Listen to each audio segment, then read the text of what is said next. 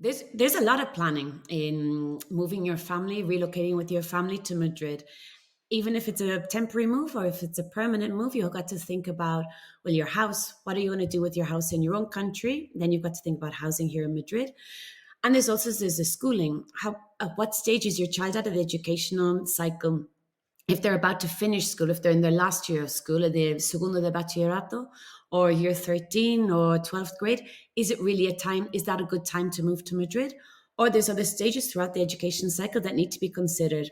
And there's also the part where if a family is moving just to Madrid just for a year or 2 years, they've got to think, well, okay, how do they manage the school back in their own country? Will their child be going back to that school? Have they managed that with the school?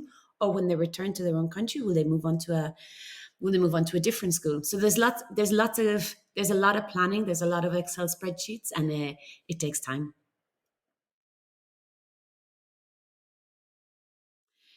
Relocating to Madrid, I think one of the first parts is the language. It can be tricky if you don't speak Spanish. I think people have high expectations of a level of English here in Madrid, and I don't think we a lot of the time we meet those expectations. So language, if you don't speak Spanish that well, that can be a challenge. And another part really is the bureaucracy. There's so much paperwork in Spain to do anything to get, and there's certain parts of bureaucracy you've got to do it. There's no way of avoiding it. You've got to get your NIE and your identification number. If you don't have your identification number, then you can't open a bank account. You can't do several different things. So really, you've got to do it. And I think that's a shared pain for everybody, for all of us that have moved to Spain. I think it's something that we've all had to grit our teeth and just bear it.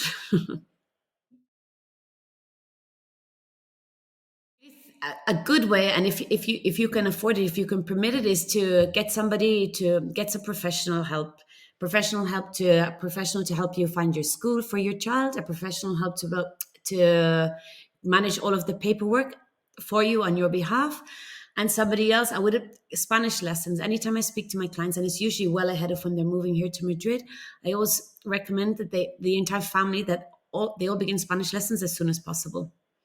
It will make it easier, even if you don't become fluent in that time before your move. It will make life a lot easier when you do arrive here.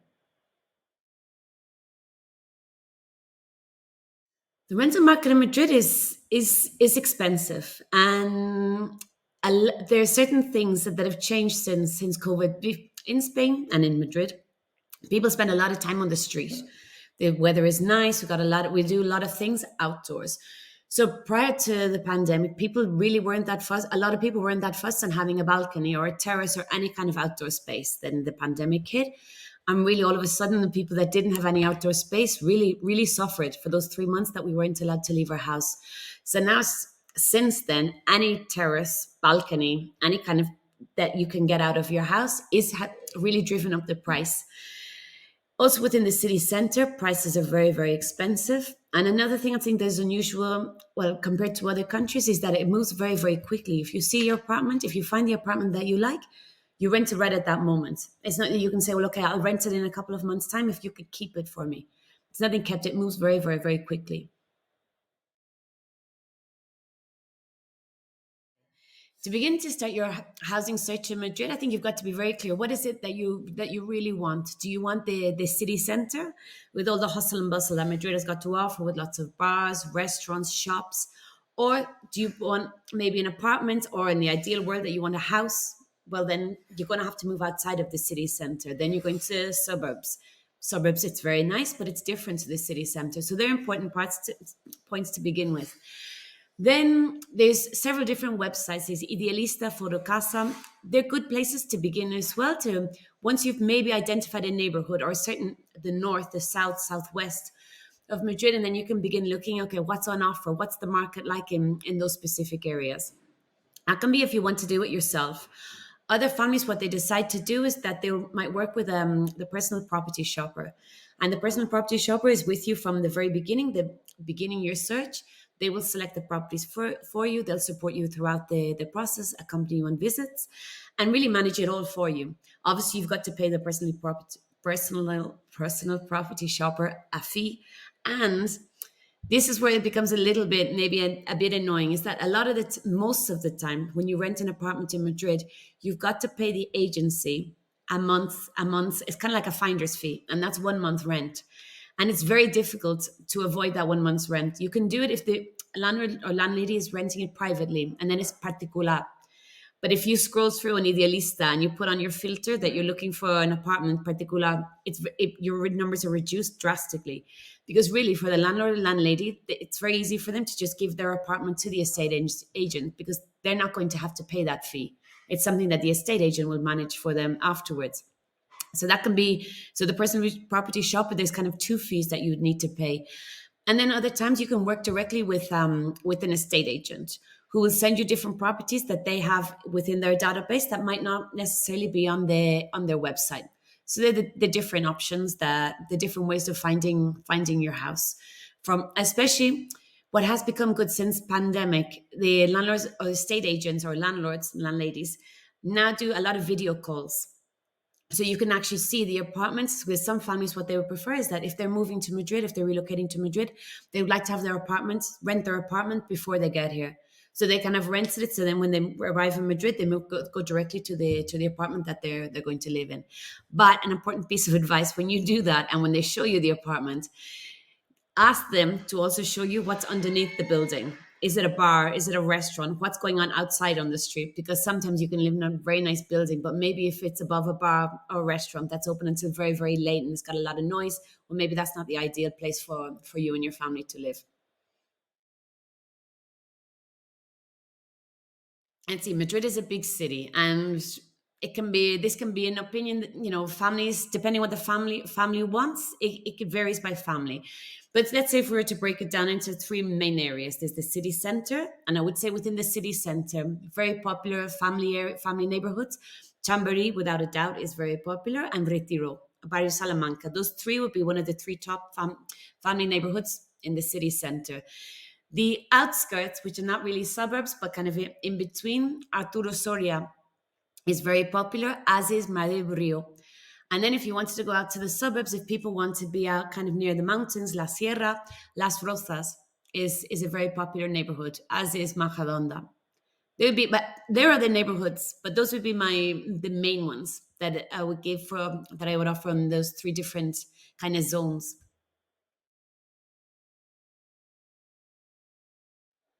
So if you're a resident and you're working here in Spain, so which would mean that you have a social security number, then you're entitled to public health care, which overall works very, very well. But unfortunately, because quite a lot of cutbacks, um, there are a lot more lengthy delays to see your doctor. Oh, which actually is, I don't know if it's unique to Spain, but I'm Irish, and in Ireland it's different. You always see a doctor, a GP, whereas in Spain, from kids from when they're just newborn up until 14, they see a pediatrician, a pediatra. So generally, a child will have a different doctor to the doctor of their parents' doctor. So that's a public healthcare. You get your tarjeta sanitaria, which is like your healthcare card, and you sign up at your local medical center, your centro de salud. Then if you're not working, or if you've just moved to Spain, there's then the private healthcare, which there's several different options. There's Adeslas, Sanitas, and several more that I can't even begin to tell you right now. But with the public health and the private healthcare is generally a lot cheaper or more economical than it is within compared to other countries. I think for an adult in general, it should be about 70 or 80 euro per adults per month, a roundabout figure.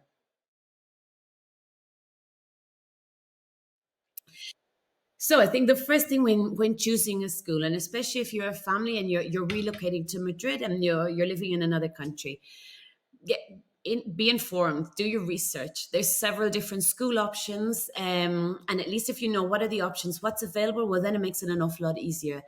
There is a guide, it's a Madrid Education Guide, which gives you it outlines the three different main options, which are the state schools, público, concertado, which is a private school subsidized by the government, and then you've got the 100% private schools that are fee paying and do not depend on the government.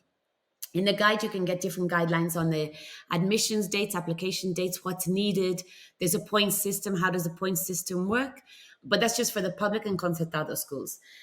Then the next point, I think they're also obviously on social media. There's some really helpful groups. Madrid Education Group on Facebook is a good place to go to get general advice from other parents of with kids that attend schools here in Madrid. Another point to consider is language. The public schools and the concertado schools, I mean, the language, they're Spanish schools. We're in Spain, they're Spanish schools. There are bilingual options. It's about 50% are bilingual being Spanish and English, but they are predominantly Spanish schools. So I think it's important for families what to consider what are their goals. What do they want their child to become proficient in both languages, both Spanish and English? Do they want them to have a Spanish immersion? Well, then I would recommend a public or concertado school. If they're moving to Madrid and they're moving for just a short period of time, or what they want to do, they want their child to continue an international curriculum like the British curriculum, the American curriculum, an IB school. Well, then there are all those options as well, and it would make sense that you would consider the international school system, which fall under private schools. Another point to consider is what kind of schools are you looking for? What style of teaching? Are you looking for a school that is very academic, very results driven? Madrid's got that. Do you want schools that offer more personalized style of teaching with smaller classrooms, smaller class sizes, which mean that the teacher can adapt to their students and their students' needs? Well, Madrid's got that. Do you want a big school with amazing sports facilities, with fabulous activities? Well, Madrid's got that. So Madrid pretty much has all of them, every type of school that you want. But if you're clear on what it is that you want, well, then it becomes a lot easier because you're able to filter out the schools that really they will not meet your family's needs. Another point to consider is if your child needs some special support. If your child is a child with special educational needs, well, then what kind of school will suit them? Do they speak Spanish? Can they go through the Spanish system? Do they need to go to an international school? Well, then will the international school adequately support your child? What do they have for sense support within that school? Because unfortunately, there are an awful lot of international schools that don't offer adequate sense support. So it's very important to be specific with the school and what it is that your child needs. And then I said another point. These are more practical points, but fees. What is your budget for your child? And it's not just the tuition fees. There's lunch because most kids will have lunch at school. There's lunch fees. Will they need to get the bus to school? Are there extra activities that you're going to want your child? Be realistic on what it is that you can afford. And then another point is the commute. Do you want to live in a certain area that's different to where your child is going to school? Well, how long is it going to take your child to go to school?